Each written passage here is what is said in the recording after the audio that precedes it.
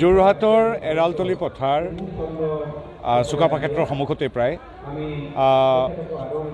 পণ্ডিত প্ৰবৰ সোণাৰাম চুতীয়া ক্ষেত্ৰৰ এই সমন্বয় ক্ষেত্ৰত আয়োজিত শ্ৰীমন্ত শংকৰদেৱ সংঘৰ অধিৱেশনলৈ আহি আমি কৃতাৰ্থ অনুভৱ কৰিছোঁ। এতিয়া লোকে লোকাৰণ্য আপোনালোক সকলোৱে জানে প্ৰায় 1 নিযুতমান মানুহ হয় ইয়াত। আজিও লাখ লাখ মানুহ।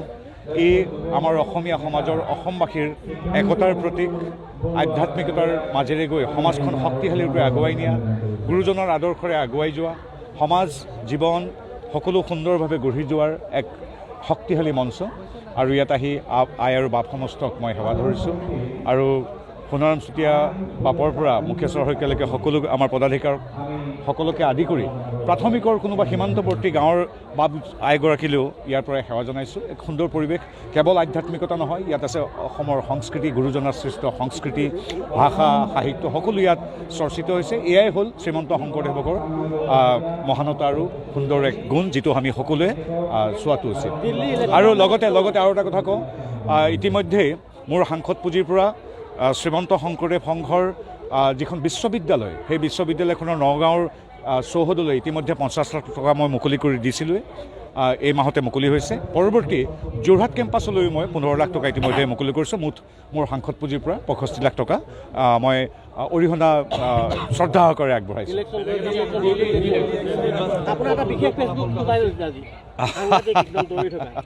তাৰমানে কথাটো হ'ল কি, এটাই কথা, নিৰ্বাচনত জয় পৰাজয় আছেই, কিন্তু মিছা প্ৰচাৰৰ যে বেছি কাম নাথাকে।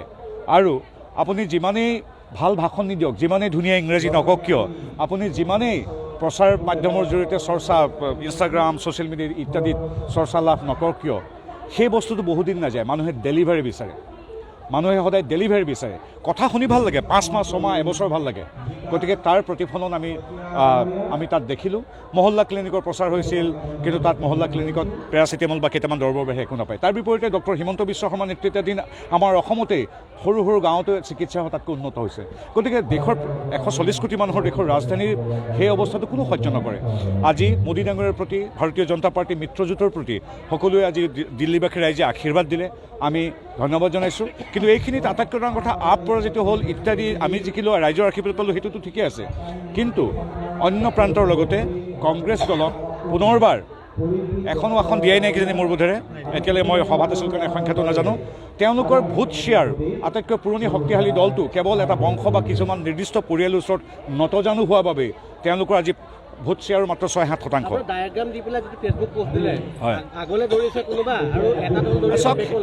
আগৰ আমি যিয়ে নকওঁ কিয়, সকলোৱে ৰাইজৰ মাজলৈ যায় প্ৰতিদ্বন্দ্বিতাৰ বাবে বিভিন্ন চিন্তা চৰ্চা।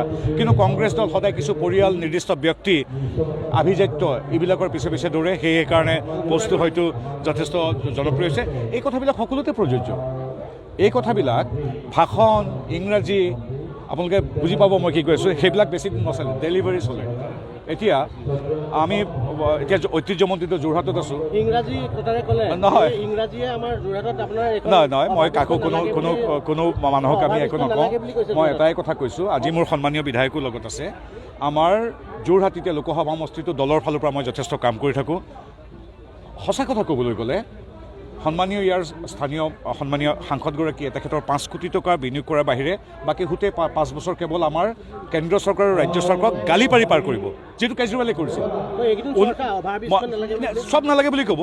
এতিয়া মূল কথা হ'ল, আমাৰ সন্মানীয় সাংসদ গৌৰৱ গগৈ এগৰাকী সপ্ৰতিভ, অতি উচ্চ শিক্ষিত যুৱনেতা। তেখেতে 5 কোটি টকাৰ যিটো সাংসদ পুঁজি, তাৰ বাহিৰে তেওঁৰ হাতত একো নাই। কিন্তু তেওঁ হাতত কি আছে?